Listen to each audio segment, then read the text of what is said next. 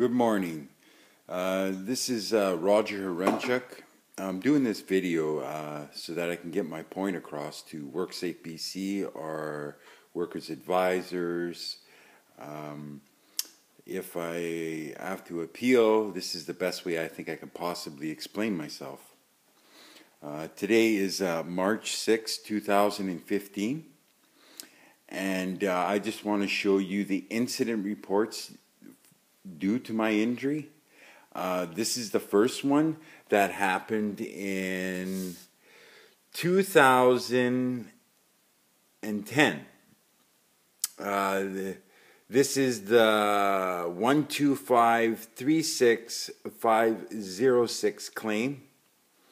And this is the incident report and the description of the incident report. And as you can see right here, you will see it. Just trying to focus in a bit here.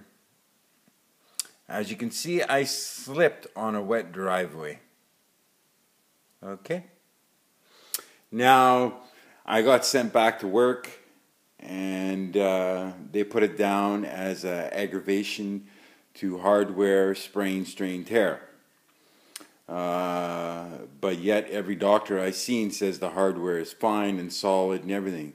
But yet I was still in serious pain. Now, I went back to work, returned back to work in 2011. And I re-injured it by, I crushed my wrist against a 40-foot ladder, a 36-foot ladder and a railing. So my wrist got caught between the ladder and the railing as the ladder started to slide. Now this is the other incident report that happened on this claim. The 167-16816 claim. Now, because it was a return to work and I got injured again going back to work, this would be considered the new claim, which would be the short-term claim, because the 125 was the long-term. So as you can see on this one here, you know, I hurt myself against the ladder and the railing. I crushed my wrist. And once again, it's the same thing. I went for x-rays. And x-rays, basically, Dr. Kelly told me that, yeah, it was a sprain, strain, tear. So basically, it got accepted for that. But because there was two claims, the 125 and the 167, I couldn't get wage loss benefits. So as I told you guys before, they had to manipulate the system to put the 167 down as a no fault, no liability, and as a reoccurrence of the 125 claim. This one here. So that my long-term wage rate would kick in and I would start getting payments. So basically from there on, I was in pain and I was going downhill. Now, the thing I don't understand about all this is that now I'm having problems with my wrist, and now it's distal radius ulnar joint destabilized. So all along, basically, these injuries, this injury here, the slip and fall on the driveway, from what I get from Dr. French's report dated January 28, 2015, basically, he says that when I injured myself, I basically destabilized my distal radius ulnar joint because I have a total wrist fusion. So that means I have a steel rod that comes down from the top of the hand to over the wrist and bolted onto the distal radius. I'll show you right now, actually. There it is right there. So if you look, right, that's my hand, okay? Now the distal radius ulnar joint is right in the middle of the wrist. So, and that's where my pain was. So he thinks because of that, it was deteriorating. No one picked it up all along, and my wrist has been deteriorated and everything. And so now it's to the point where now I got to see a doctor called Dr. Gotts for a surgery to either shorten my ulnar bone or basically see if he can fix something in there. But it looks like it's going to have to be something like that. And that's even if they can do it, because of I got serious arthritis in there and everything on top of the ulnar bone and in the middle, because my cartilage in between the ulnar bone and the distal bone is basically worn down, and it's clicking on, the both bones are clicking, basically. So that's where all my pain's been coming from. Now, because in 2013, Dr. Patel, the man who did my total wrist fusion in 2005, he thought it was a screw that was sticking out on the top of the plate. Now, he requested a surgery to be done. The surgery was done in 2013. Was it 2000? No, it was 2014. He did the surgery February of 2014. And basically, he took the screw out, and there was no change. There was no nothing. I was still in pain, and it went on and it went on, and then finally I went and seen my doctor, Dr. Henstock.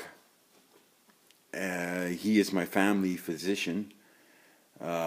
Basically, I went and seen him, and I told him, I said, "Hey man, there's bones moving in my wrist," and he says, well, he goes, "You know, Roger," he goes, "you'll probably have to go see Dr. Patel, and I think it's your distal radius ulnar joint."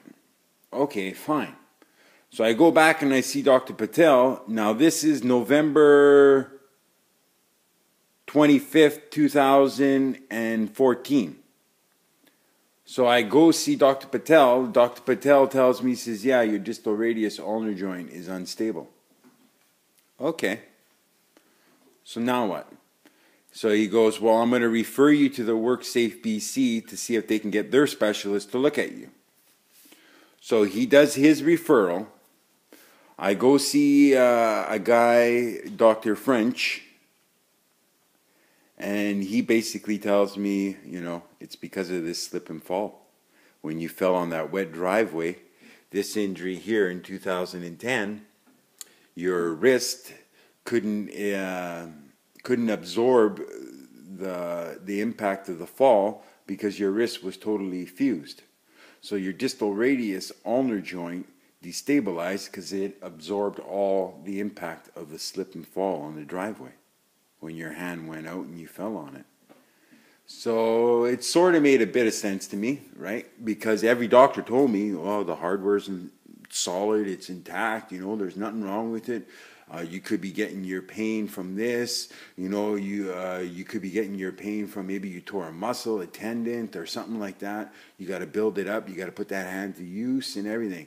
Now, all these years I've listened to those doctors, I've done that, but I was in serious pain when I was doing those. You got to remember, I got put in a program called the Orion Health Program. It was like 3 months long. It was intense physio. Okay, they pushed me so hard in that program, I ended up dislocating my other hand, my right hand. I dislocated a finger in that hand, right? So that program was done and everything. So now Dr. French is telling me, he says, "Yeah," he goes, "Yeah, you had a distal radius ulnar joint destabilized. And all you've been doing is wrecking it by going to physio, to these programs and everything, because no one picked it up." So I'm thinking in my head, I'm thinking, okay, so how do I appeal this? Well, you know what? I can appeal it. I can't appeal it. For some reason, I can't, because every time I call WorkSafeBC and I ask them, "Well, can I appeal this?" And they said, "No, you've already been denied." Because I appealed them already. And they said, "No, due to your employment ability assessment that was done on you, you were fit and capable of being a light-duty cleaner." But yet, I had a distal radius ulnar joint destabilized. So basically, how can I do that? How can I be a light duty cleaner if I'm still injured? So I'm thinking in my head, I'm thinking, so what do I do then? I can't appeal it because I've already been denied. And they're not going to look at it again because I've already been denied. But because no one picked it up, no doctor, no nothing, every doctor told me, they said, yeah, it could be an irritation to the hardware, it could be an aggravation to the hardware, it could be a sprain, strain, tear, yeah, you might have tore some muscles or this and that. No one focused on the distal radius ulnar joint. And the proof is because I went and seen Dr. Patel February 26, 2015. And this is his letter right here. I don't know, can you see it? Yeah. This is his letter. Right? Dr. Patel. Do you see that letter? Yeah. Right there. And he says in here that he agrees with Dr. French and all them, right? And he basically says that he agrees that it is the fall of 2010. It caused the injury. And he basically agrees that he's basically telling me from what my wife read to me in this letter is that when he was doing my examinations all along from 2010, whenever I went and seen him because of the pain and everything, he never focused on that area. Yeah. No doctor focused on that area.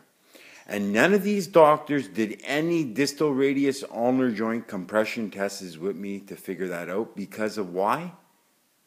Because I have a total wrist fusion.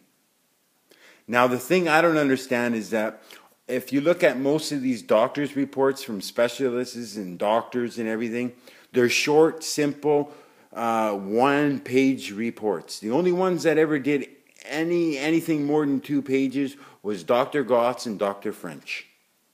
Now, if Dr. Patel is telling me that, oh, I never focused on this area, well, how can you not focus on that area? I have a total wrist fusion. The plate goes right over the distal radius ulnar joint. I don't understand that. No one focused on it or nothing. Dr. Pashue never focused on it. You know what Dr. Pashue said in his doctor's report? I can't understand this man's pain. The total wrist fusion is solid. Everything looks good. This man is fit to do two-handed work. I sat in his chair for 5 minutes. Yeah. 5 minutes, and that's what he said to me. And he said, okay, bye. Yeah, I'm shaking my head now because now I have to stand here and figure this out, and I don't know how because I've already put appeals in on most of this stuff. So how does a person like me figure this out? I call them, they say, no, you can't appeal it because you've already appealed it and got denied. Yeah, I've been denied though, but it's this medical information here that supports why I couldn't work, that supports the employmentability assessment that was made on me wasn't fit for me because I was still injured. It also supports that me going to these physio programs all the way through, and this Orion Health physio that dislocated my other hand, these programs, if anything, they've worsened my injury to the point now where you guys accepted it as a deterioration to a compensatable condition. Now, in my eyes, and I ask everybody I know, and I look on the internet and everything, I always thought a deterioration in a condition means it takes time. It takes time for that to deteriorate to the point where I have to go for surgery. Right? It's medical facts that state that. But yet, none of these